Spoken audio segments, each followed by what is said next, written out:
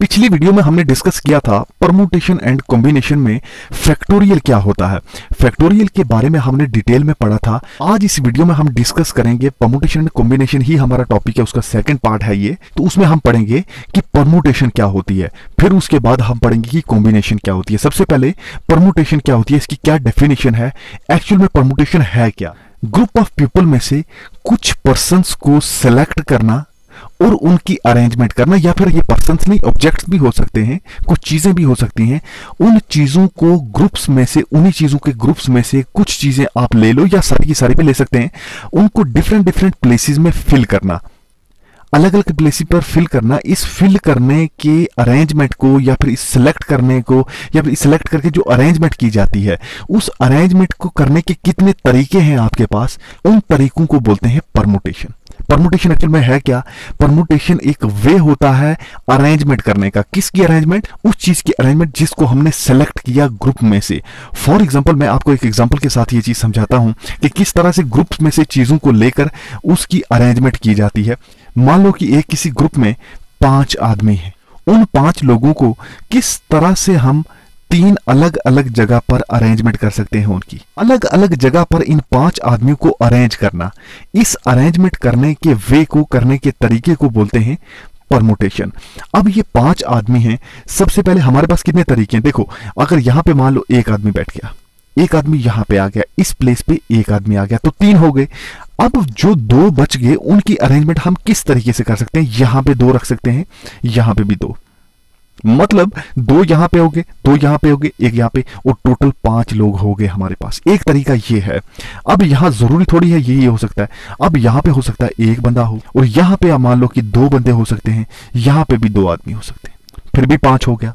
अब यहां पे भी 1 हो सकता है, यहां पे 2 हो सकते हैं, और यहां पे भी 2। मतलब डिफरेंट डिफरेंट तरीके से आप कितने तरीके से ये कर सकते हो। ऐसा कितने तरीके हैं आपके पास अलग अलग अरेंजमेंट करने के।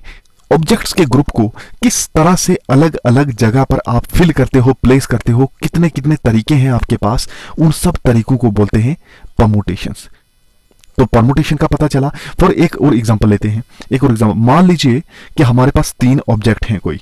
एक मान लो ऑब्जेक्ट है हमारे पास ए, एक ऑब्जेक्ट है हमारे पास बी, और एक तीसरा ऑब्जेक्ट है आपके पास सी है। 3 ऑब्जेक्ट्स हैं, इनको हमने प्लेस करना है। इनको अलग अलग क्या तरीके होंगे, लेकिन मैं यहां पे एक कंडीशन लेते हैं कि 2 ऑब्जेक्ट्स को आपने चूज करना है यहां से।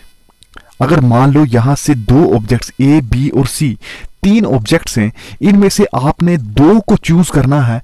उन 2 को चूज करने के कितने तरीके हैं आपके पास, उन 2 ऑब्जेक्ट्स को चूज करने के कितने तरीके हैं, उनको सेलेक्ट करने के कितने तरीके हैं, उनकी अरेंजमेंट करने के कितने तरीके हैं आपके पास, वही तरीके होते हैं नंबर ऑफ परमुटेशंस। अब देखिए, मैं अगर इनकी बात करूं तो हो सकता है कि मैंने सबसे पहले ए लिया, उसके बाद बी ले लिया, क्योंकि 2 ही को उठाना है। तो उसके बाद मान लो एक ए ले लिया, दूसरा सी ले लिया, मान लो एक बी ले लिया और एक सी ले लिया, फिर मान लो एक बी ले लिया, फिर दूसरे वाला ए ले लिया, और ऐसा भी हो सकता है एक सी ले लिया, दूसरे वाला ए ले लिया, फिर सी ले लिया, फिर बी ले लिया। ये अलग अलग अरेंजमेंट हो गई इसकी। तो ये अलग अलग अरेंजमेंट मैंने की, तो इसका मतलब कि यहां पर परमुटेशन हो गई। तो permutation number of ways, number of ways कितने तरीके से हमने किया, इसको हमने डिफरेंट डिफरेंट तरीके से 1, 2, 3, यहां पे 4, 5 और 6 तरीके से, यानी कि नंबर ऑफ परमुटेशंस यहां पे कितनी हुई, यहां पे नंबर ऑफ परमुटेशंस होंगी 6। अब कैसे पता चले, क्योंकि ये तो 3 ही चीजें थी, बहुत ज्यादा हो जाए, n हो जाए, r हो जाए, ऐसे को जनरल में नंबर दे दिया जाए तो तब किसके इक्वल होगा, इसके बारे में भी हम डिस्कस करेंगे। यहां तक पता चल जाना चाहिए कि अगर हम ऑब्जेक्ट्स के ग्रुप को लें तो वहां बीच में से हम कुछ ऑब्जेक्ट्स को, ऐसा जरूरी नहीं कि कुछ ही ऑब्जेक्ट्स को हम उठा सकते हैं, हम उसमें सारे के सारे भी लेकर उनको डिफरेंट डिफरेंट प्लेसेस पर प्लेस कर सकते हैं। तो ये भी एक तरीका होता है। तो यहां पर जैसे मैंने 3 की एग्जांपल ली, तो 3 में क्या किया हमने कि अलग अलग इसकी अरेंजमेंट की, ए, बी और सी एलिमेंट्स लिए, इनमें से 2 उठाए। अब 2 को उठाने के कितने तरीके हैं हमारे पास, तरीके हैं टोटल 6 तरीके। तो उस तरीके से हम कर सकते हैं। अब थोड़ा सा कंसेप्ट कल का ही क्लियर करना चाहता हूं मैं। जैसे कल हमने डिस्कस किया था कि फैक्टोरियल क्या चीज होती है, तो फैक्टोरियल के बारे में जैसे मैंने बताया कि किसी भी नंबर का फैक्टोरियल होने का मतलब, जैसे 5 फैक्टोरियल है तो उस 5 को इंक्लूड करते हुए उससे पीछे जितने भी नेचुरल नंबर्स होते हैं उन सब का आप प्रोडक्ट ले लो। तो प्रोडक्ट करके जो आंसर आएगा आपके पास वही होगा आपका फैक्टोरियल। फैक्टोरियल। ओके, तो वो होता है उस नंबर का फैक्टोरियल। और इसलिए हम यहां पे क्या करेंगे, इसी फैक्टोरियल का यूज करते हुए हम इन क्वेश्चंस को सॉल्व करेंगे कि नंबर ऑफ परमुटेशंस कितनी होती हैं। मान लो कि टोटल नंबर ऑफ जो ऑब्जेक्ट्स हैं, मान लो कि ऑब्जेक्ट्स टोटल हैं हमारे पास n ऑब्जेक्ट्स हैं, वो 10 भी हो सकती हैं, 20 भी हो सकती हैं, 30 भी। ठीक है जी, तो n ऑब्जेक्ट्स हैं अगर आपके पास, उन n ऑब्जेक्ट्स में से कुछ और आप सेलेक्ट कर लो। बात पता चली, जैसे हमने यहां पे कुछ ऑब्जेक्ट्स जैसे 3 लिए थे, 3 में से 2 को सेलेक्ट करना था, तो n की वैल्यू यहां पे 3 थी और उसमें से 2 सेलेक्ट करना, मतलब r की वैल्यू 2 थी आपके पास। ओके, तो n ऑब्जेक्ट्स में से r ऑब्जेक्ट्स को चूज करना, उनको सेलेक्ट करना, उनकी अरेंजमेंट करने के कितने तरीके हैं आपके पास, वो तरीके होते हैं, ये चीज याद रखिएगा कि वो होते हैं आपके पास n, p और r। ये क्या होता है NPR, इसको मैं डिटेल में समझाऊंगा, लेकिन उसके लिए फैक्टोरियल का पता होना चाहिए, जो कि हमने ऑलरेडी डिस्कस कर लिया। n ऑब्जेक्ट्स हैं आपके पास, r तरीके से उनकी अरेंजमेंट आपने करनी है, तो टोटल कितनी परमुटेशंस बनेगी, नंबर ऑफ परमुटेशंस बनेगी NPR। n क्या है, total number of objects, r क्या है, r है जितने ऑब्जेक्ट्स को आपने एट ए टाइम जो है वो सेलेक्ट करना है। एट ए टाइम कितने ऑब्जेक्ट्स को सेलेक्ट करना है आपने, वो होता है r, वो r पे डिपेंड करता है। ओके, तो ये हम इसको लिखते हैं NPR। तो ये NPR किसके इक्वल होता है, n factorial divided by n minus r factorial. बस इसको सॉल्व करोगे आपको एकदम से पता चल जाएगा कि इसमें कितनी फॉर एग्जांपल अभी हमने एग्जांपल एक ली थी ना, हमने एग्जांपल ली थी कि 3 चीजें थी हमारे पास, 3 ऑब्जेक्ट्स थे A, B और C, यानी कि नंबर ऑफ ऑब्जेक्ट्स कितने थे आपके पास, 3 थे। कितने ऑब्जेक्ट्स को आपने चूज करना था, 2 ऑब्जेक्ट को एट ए टाइम चूज करना था, तो जितने ऑब्जेक्ट्स को चूज करना था उसको हम लिखते हैं r।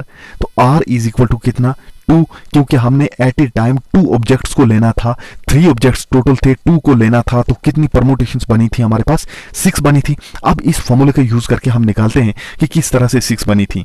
n भी है हमारे पास, r भी है, तो ये NPR किसके इक्वल होता है, NPR, यानी कि n की जगह 3 था और r की जगह 2, p का p मैंने लिख दिया, और ये होती किसकी इक्वल है वैल्यू, ये होती है n फैक्टोरियल। तो n फैक्टोरियल मतलब 3 factorial, 3 factorial divided by n है 3 आपके पास, माइनस r कितना आपके पास, r तो 2 है, तो इसके आगे आप लिखेंगे फैक्टोरियल, 3 माइनस 2 फैक्टोरियल। अब इसको सॉल्व करते हैं। 3 फैक्टोरियल, जैसा कि हम जानते हैं कि फैक्टोरियल का मतलब होता है कि उस नंबर को इंक्लूड करते हुए उससे पीछे जितने नेचुरल नंबर्स हैं सब का प्रोडक्ट ले लो, यानी कि 3 फैक्टोरियल जो होगा ये होगा 3 तो इंक्लूड होगा ही साथ में, लेकिन उससे पीछे जितने भी नेचुरल नंबर्स आ रहे हैं वो भी साथ में इंक्लूड हो जाएंगे। तो नेचुरल नंबर कितने, 1 से स्टार्ट होते हैं, 3, 2 और 1, ये 3 नेचुरल नंबर से उस नंबर को इंक्लूड करते हुए इन सब का आपने प्रोडक्ट ले लेना है।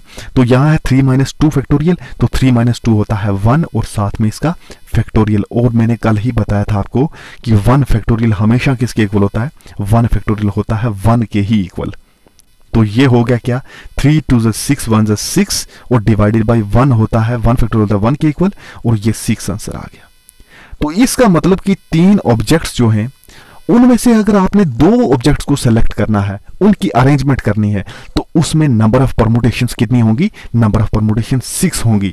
यही अभी तो हमने ऊपर डिस्कस किया था, अभी हमने डिस्कस किया था कि इसके कितने तरीके होंगे, आपके पास 6 तरीके होंगे। A, B और C 3 ऑब्जेक्ट्स थे, तो एक तरीका ये था, एक तरीका ये था, 2 3 ये हो गए, 4 5 और 6 तरीके ये हो गए। तो यहां पे हमने क्या सीखा कि अगर आप नंबर ऑफ ऑब्जेक्ट्स यानी कि नंबर ऑफ पीपल, कुछ भी आप एक ग्रुप ले लीजिए, उसमें से जितने नंबर ऑफ पीपल आप क्या करोगे या नंबर ऑफ ऑब्जेक्ट्स को सेलेक्ट करोगे और उसके बाद उसकी अरेंजमेंट करने के कितने तरीके हैं आपके पास, वही होती है आपका नंबर ऑफ परमुटेशंस। तो नंबर ऑफ परमुटेशंस का पता चल गया आपको, इसके लिए आपको फॉर्मूला भी पता चल गया कि नंबर ऑफ परमुटेशंस को निकालने का क्या फॉर्मूला है, NPR, यानी कि परमुटेशन जिसमें n ऑब्जेक्ट्स हों और उनमें से r को सेलेक्ट करना हो, तो वो होता है n factorial divided by n minus r factorial.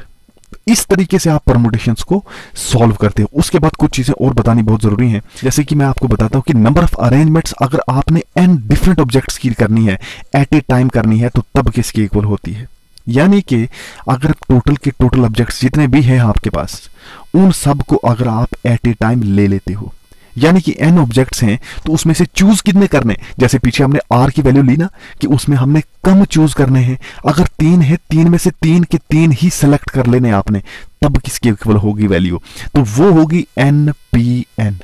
क्योंकि टोटल ऑब्जेक्ट्स कितने, टोटल ऑब्जेक्ट्स n, सेलेक्ट कितने किए हमने, चूज कितने किए हमने, अरेंजमेंट कितने की n ही ऑब्जेक्ट्स की कर दी, जितने भी थे उन सब की अरेंजमेंट कर दी हमने। तो वो वैल्यू किसकी इक्वल होती है, हमेशा याद रखना इसको कि वो होती है n फैक्टोरियल के इक्वल ही, n फैक्टोरियल के इक्वल होती है। ये दूसरी चीज थी आपके पास कि सबसे पहले हमने क्या किया कि अगर n ऑब्जेक्ट्स हैं आपके पास, n ऑब्जेक्ट्स हैं आपके पास, तो उन n ऑब्जेक्ट्स को सेलेक्ट करना, n के n ही ऑब्जेक्ट्स को सेलेक्ट कर लेना, तो उसके आपके पास नंबर ऑफ परमुटेशंस कितनी होती हैं, वो होती हैं n फैक्टोरियल। अब फैक्टोरियल बार बार बताने की जरूरत नहीं है, क्योंकि फैक्टोरियल का हमें पता चल चुका है कि फैक्टोरियल क्या होता है कि उस नंबर को इंक्लूड करते हुए उससे पीछे जितने नेचुरल नंबर से उन सबका प्रोडक्ट ले लीजिए। तो ये होता है हमारे पास npn, यानी कि नंबर ऑफ परमुटेशंस को कितनी नंबर ऑफ परमुटेशंस होंगी आपके पास।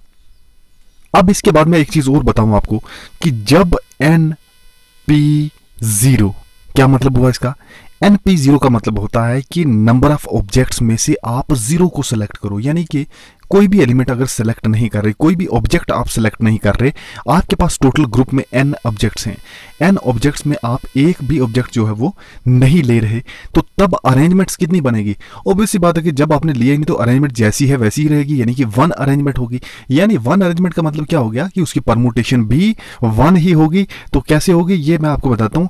यहां पे आपको क्या लिखना है कि np0, यानी कि इसको आप लिखोगे n factorial divided by n factorial. तो n फैक्टोरियल जो भी वैल्यू आए डिवाइडेड बाय n फैक्टोरियल जो वैल्यू आएगी सेम ही होंगी दोनों, तो दोनों सेम होंगी तो कट जाएंगी, इसलिए आंसर आएगा 1। तो यहां पे 1 आ जाएगा।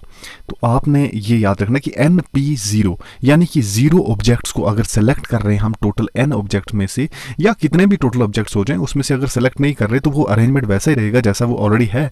तो इसलिए नंबर ऑफ परमुटेशन कितनी हुई, 1, ओनली 1।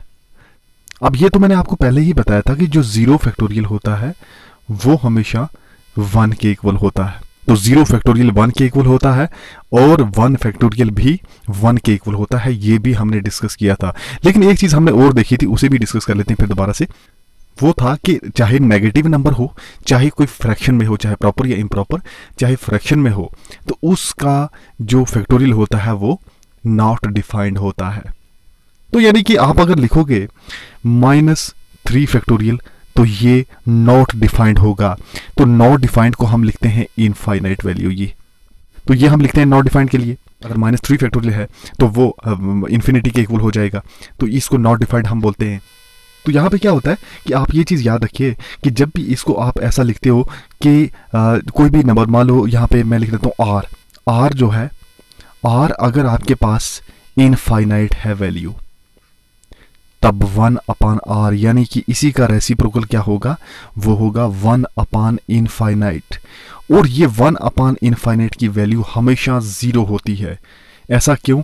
ऐसा इसलिए क्योंकि 0 डिनोमिनेटर में डिफाइंड नहीं होता ना। 1/0 जब लिखते हो ये तो डिफाइंड नहीं होता ना, 1/0 नॉट डिफाइंड होता है, तो नॉट डिफाइंड मतलब इन्फिनिटी। तो इसी से क्या हुआ कि 1/इन्फिनिटी जो है वो हो जाता है 0 के इक्वल। ओके, तो जब भी आपको ऐसा दिखे कि कहीं आपको, जैसे मैंने कल कहा था कि वो नॉट डिफाइंड होता है जब भी नेगेटिव में हो, तो नेगेटिव वाले नॉट डिफाइंड होते हैं, तो आप लिखोगे -r का, अगर आप फैक्टोरियल लेने जा रहे हो -r का फैक्टोरियल, तो -r का फैक्टोरियल किसके इक्वल होगा, इन्फिनिटी के इक्वल, क्योंकि माइनस का फैक्टोरियल नहीं होता, नॉट डिफाइंड होता है। तो नॉट डिफाइंड होता है, आप उसको इन्फिनिटी लिखते हो। और अगर कहीं ऐसा हो जाए, अगर यही r फैक्टोरियल जो आपने लिखा ये इस तरह से आप लिख पाए 1/-r फैक्टोरियल, 1/- यानी कि इसी का आप रेसिप्रोकल कर दो। जो नंबर आपने लिया उसी का, अगर आप जो नेगेटिव में आपने लिया हुआ है तो उसका अगर रेसिप्रोकल करोगे तो रेसिप्रोकल में जो जिसके वो इक्वल था वो भी तो रेसिप्रोकल हो जाएगा, तो 1/इन्फिनिटी हो जाएगा। तो 1/इनफाइनाइट यानी कि 1/नॉट डिफाइंड जब आप लिखते हो तो वो होता है 0 के इक्वल। इसलिए याद रखिए कि जब भी रेसिप्रोकल में डिनोमिनेटर में जो आपके पास नेगेटिव नंबर है उसका फैक्टोरियल है अगर, तो वो 0 के इक्वल हो जाएगा। तो यहाँ तक पता चल गया कि 0 फैक्टोरियल होता है 1 के इक्वल, ये भी हमने डिस्कस किया, और 1/0 इन्फाइनाइट के इक्वल। सो -r फैक्टोरियल जो होता है वो इन्फाइनाइट के इक्वल होता है, वो नॉट डिफाइंड होता है। तो 1/-r फैक्टोरियल जो होता है वो 1/इन्फाइनाइट यानी 1/नॉट डिफाइंड, तो वो हो जाता है 0 के इक्वल। ओके, तो ये आज हमने परमुटेशन के बारे में डिस्कस किया। कल हम कॉम्बिनेशन के बारे में डिस्कस करेंगे, उसके बाद किस तरह से क्वेश्चन पूछे जाएंगे उस पर भी हम बात करेंगे। ओके, तो आज की वीडियो में बस इतना ही। अब नेक्स्ट वीडियो में एक और नया टॉपिक लेकर मैं आपके लिए आऊँगा। तब तक के लिए गुड बाय।